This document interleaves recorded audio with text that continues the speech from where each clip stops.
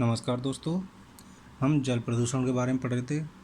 इससे पिछली वीडियो में जो हमने पढ़ा था वो पढ़ा था अपशिष्ट जल के भौतिक, रासायनिक और जैविक गुणों के बारे में, जिसमें से हमने भौतिक गुण कुछ बताए थे, जैसे रंग, स्वाद, घनत्व, झाग। आज हम पढ़ेंगे इसके रासायनिक गुण क्या होते हैं। आज का टॉपिक क्या हमारा? रासायनिक गुण। भौतिक गुण हम इससे पहले पढ़ चुके थे, रासायनिक गुण पढ़ते हैं। देखते हैं रासायनिक गुण में क्या है।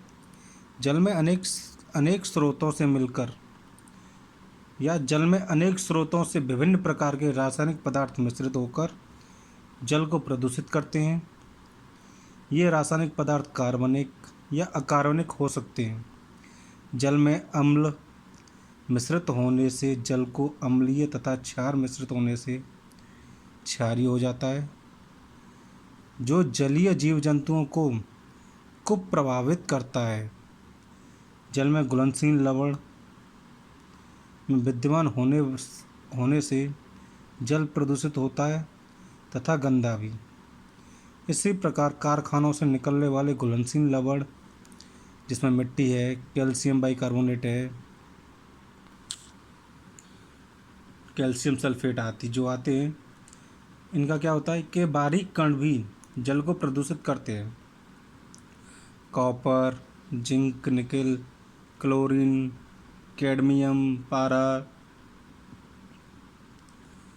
इत्यादि विषाक्त अकार्बनिक पदार्थ अपशिष्ट रूप से जल में विद्यमान होने पर विषाक्त हो जाते हैं। ये हमारा रासायनिक गुणों के अंदर आता है। तीसरा है हमारे इसके अंदर आता है कौन सा? जैविक गुण।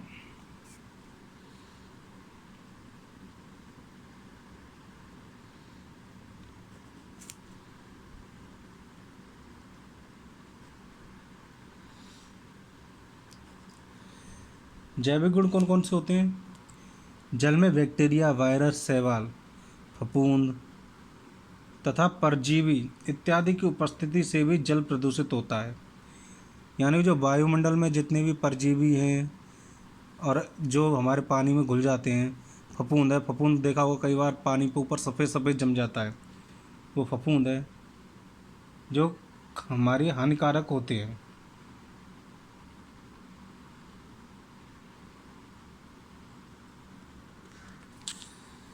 इसके बाद आता है कि जो पेयजल की गुणवत्ता के लिए उसमें कुछ मानक निर्धारित किए गए हैं। यानी भारतीय मानकों के अनुसार पेयजल की गुणवत्ता क्या क्या होनी चाहिए। इसमें सबसे पहले होना चाहिए कौन सा? यह स्वच्छ होना चाहिए। स्वच्छ, निर्मल, पारदर्शी,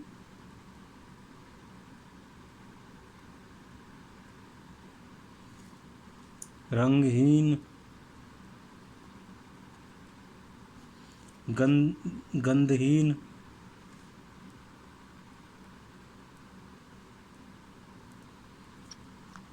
एवं स्वादहीन होना चाहिए।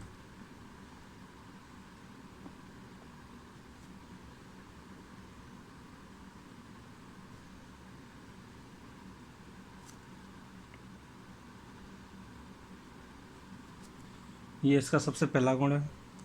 दूसरा, इसे रासायनिक तत्वों से परिपूर्ण भी होना चाहिए।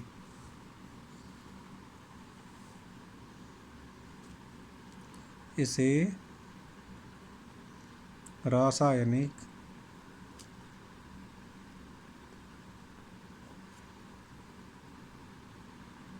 तत्वों से परिपूर्ण होना चाहिए।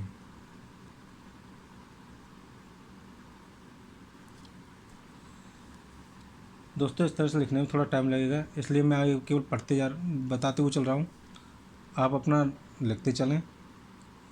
अगला है इसमें पॉइंट, यह रासायनिक जीवाणुओं, विषाणुओं इत्यादि सर्वथा मुक्त होना चाहिए। इससे अगला पॉइंट है इसमें, इसे न तो अधिक मृदु और न अधिक खारा बोलते हैं कठोर को होना चाहिए। इसमें अपद्रव्यों से पूर्णतः मुक्त होना चाहिए। इससे अगला पॉइंट है, इसका सामान्य ताप 4 डिग्री सेल्सियस से 10 डिग्री सेल्सियस तक होना चाहिए। ध्यान रखना, इसमें साधारण माप की सामान्य ताप क्या है इसका, 4 डिग्री सेल्सियस से 10 डिग्री सेल्सियस।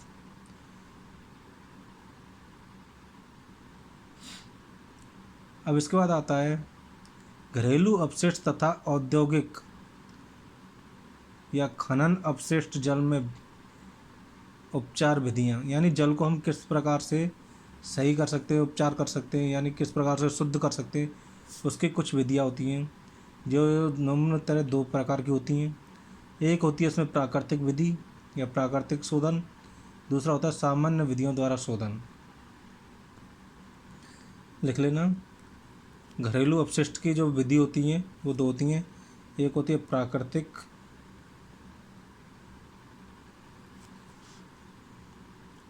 शोधन और दूसरा होता है सामान्य विधियों द्वारा शोधन।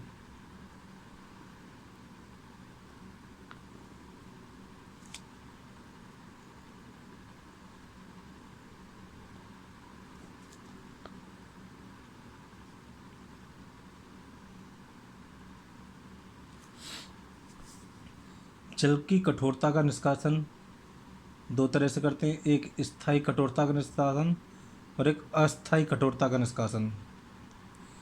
घरेलू कार्यों के लिए जल का शोधन, यानी घर में जो, आप ऐसे ऐसे लिख के चलिए, नंबर 1 पॉइंट डालिए, जल की कठोरता का निष्कासन कैसे करते हैं या जल की कठोरता का निष्कासन कितने तरह से होता है।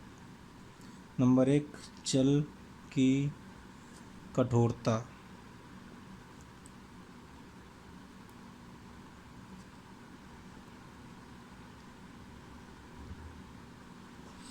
इसमें 2 तरह के आते हैं, पहला अस्थाई और दूसरा स्थाई। इसके बाद आता है घरेलू कार्यों के लिए जल का शोधन कैसे करते हैं।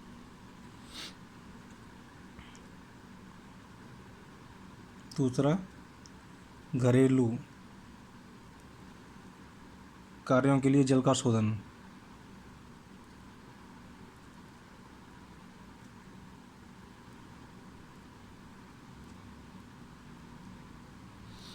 ये 2-3 तरह से किया जाता है। पहला है उबाल कर,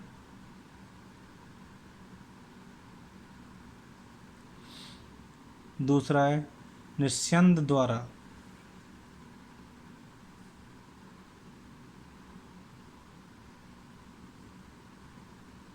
और तीसरा है क्लोरीनीकरण द्वारा।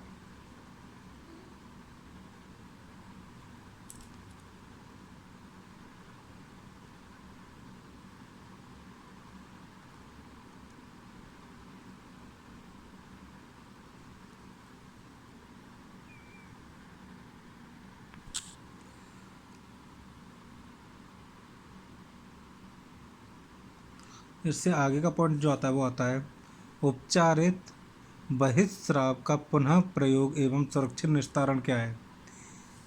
देखते हैं इसके बारे में। केवल उपचारित बहिस्राव या बहित मल या बहुत कम प्रदूषित बहित मल को ही नदियों इत्यादि में गिराना चाहिए, जिससे सिंचाई कार्यों में प्रयोग किया जा सके। इससे फसलों को काफ़ी उत्पादक तत्व प्राप्त होते हैं। इसके अलावा विभिन्न प्रकार के औद्योगिक बहिस्राव, नगरपालिका और अन्य प्राणियों का बाहित मल व सड़क का कूड़ा करकट तथा ऊष्मीय प्रदूषक को लाभकारी उपयोग हेतु पुनः चक्रित किया जा सकता है। उदाहरण के लिए नगरीय अपशिष्ट सस्ती ईंधन गैस तथा विद्युत उत्पादन में प्रयोग या विद्युत उत्पादन के प्रयोजन से पुनः चक्रित किया जा सके या जा सकते हैं। नागपुर के राष्ट्रीय पर्यावरण अभियंत्रण शोध संस्थान, इसकी शॉर्ट में क्या बोलते हैं, NEERI, NEERI आई यानी नागपुर के राष्ट्रीय पर्यावरण अभियांत्रिकी शोध संस्थान ने एक ऐसी आधुनिक तकनीकी को विकसित किया है जो परमाणु शक्ति संयंत्र के रेडियोधर्मी अवशिष्ट एवं रासायनिक अवशिष्ट के प्रबंधन हेतु व्यर्थ जल उदार एवं सस्ती नालीदार गैस आपूर्ति और विद्युत उत्पादन हेतु नगरीय अपशिष्ट का पुनः चक्रण करने में पूर्णतः सक्षम है। तो हमारा आज जल प्रदूषण ख़त्म होता है। यहाँ से अगला टॉपिक हमारा जो शुरू होगा वो होगा वायु प्रदूषण। तो अगले वीडियो में मिलते हैं नए टॉपिक के साथ। वायु प्रदूषण एक बार आप अपने स्तर से पढ़ें वायु प्रदूषण क्या होता है, फिर हम बताएंगे अपनी वीडियो में पूर्ण रूप से वायु प्रदूषण का उपचार कैसे होता है, क्या है, कितने प्रकार के होते हैं आदि।